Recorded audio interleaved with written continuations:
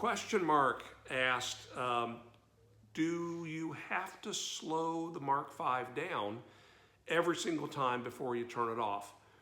Great question. Okay, there's a lot of wisdom as to why you might want to do it.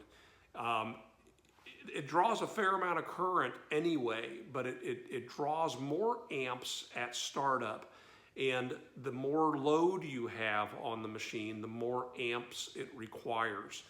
Now, if you happen to have a dedicated circuit on that one receptacle in your shop and you're not running on an extension cord, you could probably start and stop your machine at any speed, no problem. But share that circuit with a dust collector or an air compressor or any other tool that might be running. Put an extension cord on it, and especially if it's longer than it needs to be, if it's a smaller gauge than it should be, then you should get in the habit of lowering the speed down. Does it have to go all the way to slow?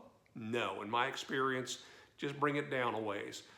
The other really good reason why you might want to be in the habit of slowing it down is if you step away from your machine, days pass, and you come back and you were doing some operation at a high speed and you're not thinking and you plug the machine into the bandsaw or any slow speed tool and you turn it on, you might damage it. I stood next to a man who was selling me some equipment who turned on a belt sander that was connected to the Mark V that was set at table saw speed. And before I could react, the sleeve on the drive drum expanded, caught onto the dust collector chute, destroyed the rubber sleeve, destroyed the dust collector chute, and embarrassed this guy, well, to the point where he lowered the price on it. So, and I wasn't too upset. But those are things that can happen.